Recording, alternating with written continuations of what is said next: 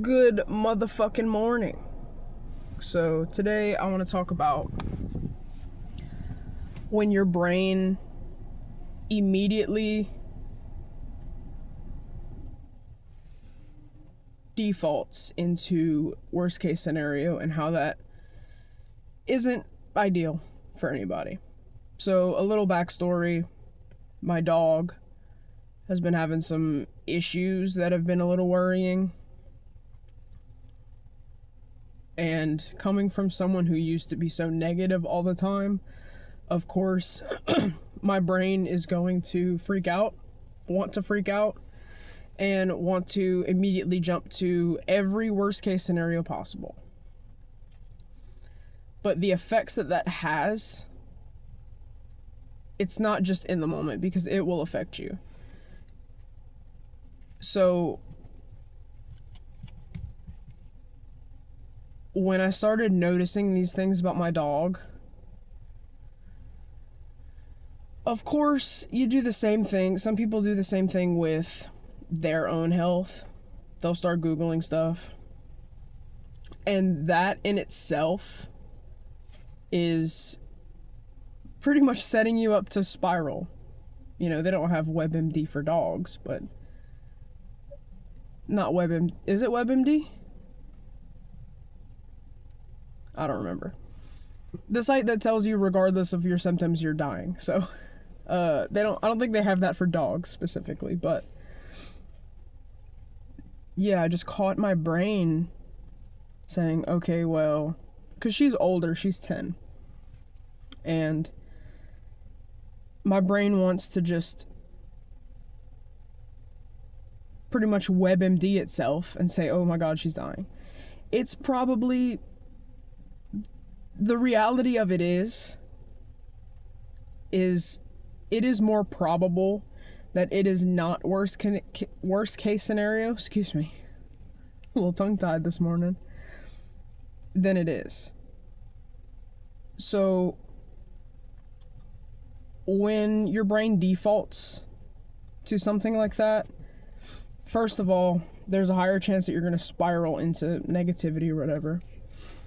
But it's going to take a toll on you, whether that's mental or physical, because it's not trauma. I'm not saying that's what this is, but when you do have trauma,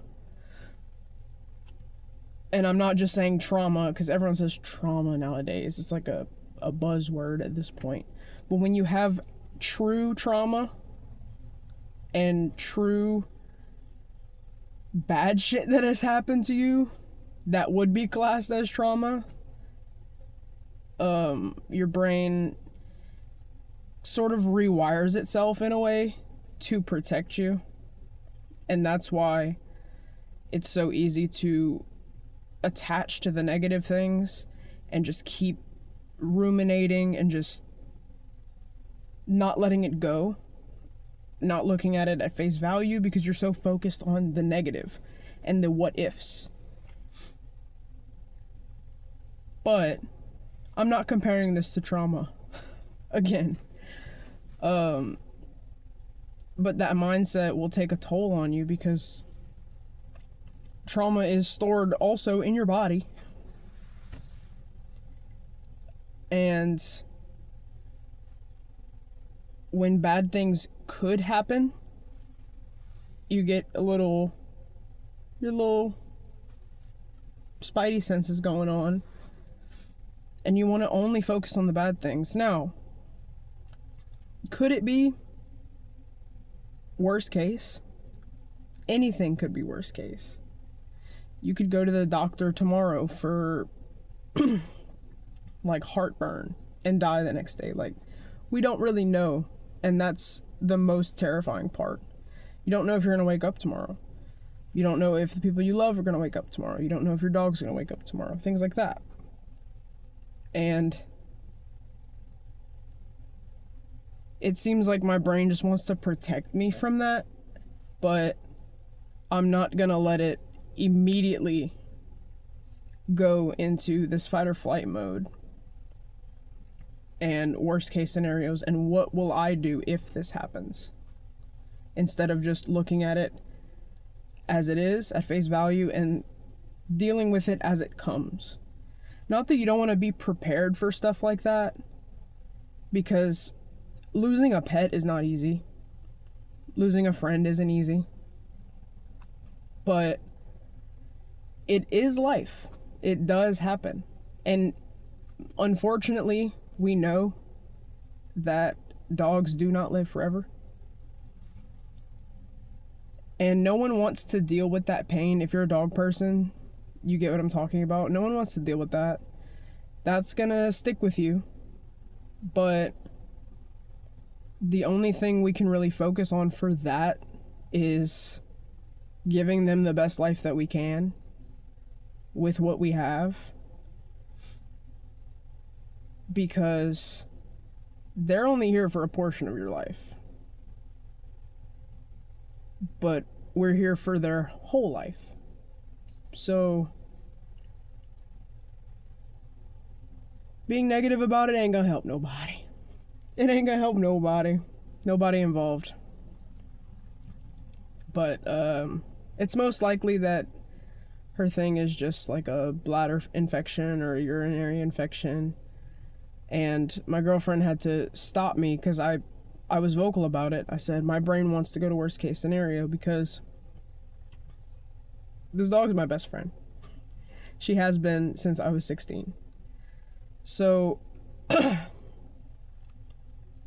she stopped me and she was like, we're gonna think positive because we have to. There's no worst case scenario right now. There is only what we know now, and we're gonna figure it out. Like, the vet's gonna do their thing, whatever. It was just weird because I was catching myself wanting to go to worst case scenario. But in the moment, like, my brain just wouldn't let it go. And I needed that external check almost to just take a breath and back up. Notice the pattern that it wants to go down, because I know my brain. Everyone knows their own brain better than anybody else. But it affected me for a little bit until I backed up and just said, okay, well, there's not much that we can do until we know more. But it's probably not going to be anything serious. Just wanted to talk about this, though, since it's been on my mind since yesterday. I had some stuff written down, but I left my notebook, so I'm just kind of going off the dome. But let me know how you feel about this, and thank you for watching. Worm out.